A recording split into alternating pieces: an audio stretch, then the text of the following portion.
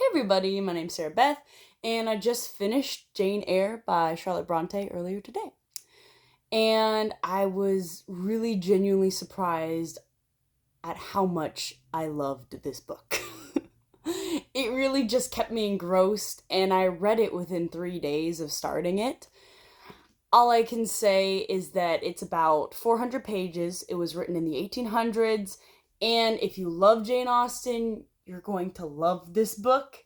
A lot has been said about it before. It's a very well-known book. But if you didn't like Wuthering Heights, no fears. Because my problems with Wuthering Heights is that all the characters were terrible. I just thought they were all evil. I couldn't relate to anyone. Not in the same sense of Confederacy of Dunces. They were a lot worse to me. But this novel kind of plays on how pessimistic her sister was and how Jane Eyre saw the world, which is honestly just a really beautiful story of how you can be downtrodden and given these small choices in your life that can ultimately lead you to becoming more than you ever thought you were worth. It's very optimistic. You see, as someone such as Jane Eyre, who's an orphan from a young age, she basically starts out in hideous circumstances with her aunt shunning her because she felt jealous for the love that the uncle had for the little baby.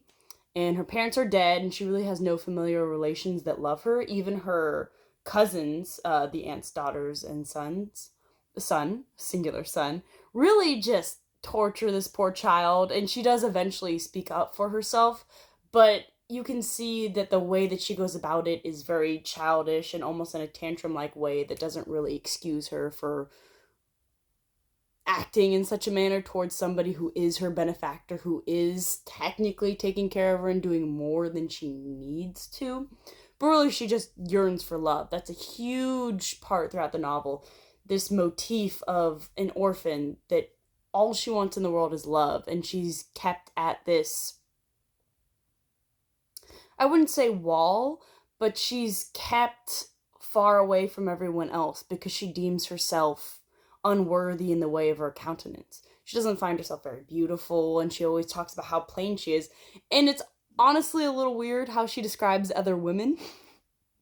She always is talking of their beauty and what they look like, so you can really feel that yearning to be beautiful. Because, I mean, during that age of the 1800s, women were really prized on one or two attributes, and that was, their prowess in, music or literature or art, or how they appear if they're beautiful, which ultimately will fade, if they're a good conversationalist, and their wealth. And she obviously didn't really have wealth, and she was very plain.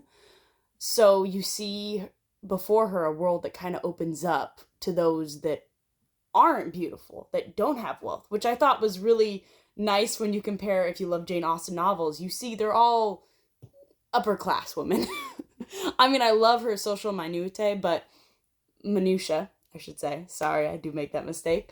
But you also see that a lot in this book, where you see these small and seemingly insignificant conversations between characters and how they, not even conversations, but different body language and the way that people conduct themselves, and how that will change the meaning of something, or how that can impose what they truly mean to one another.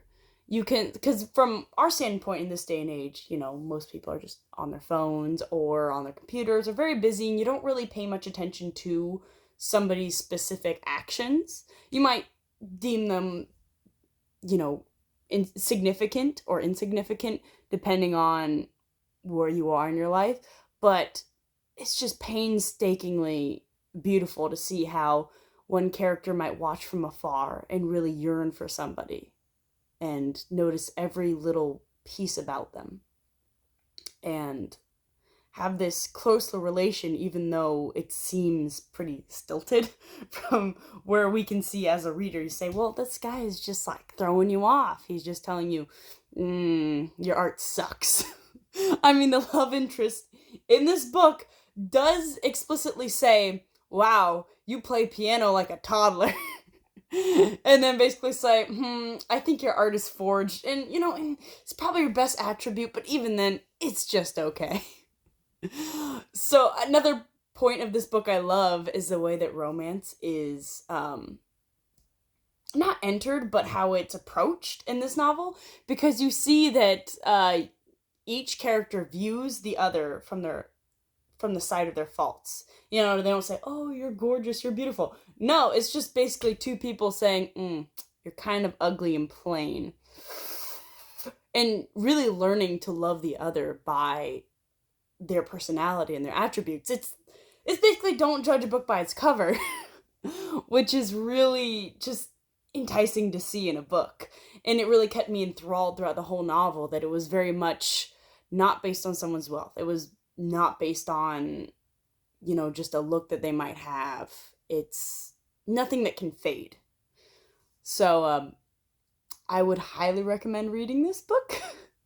I don't think there's really much wrong with it, other than the fact that my personal preference, I felt that there was a little bit too much description-wise.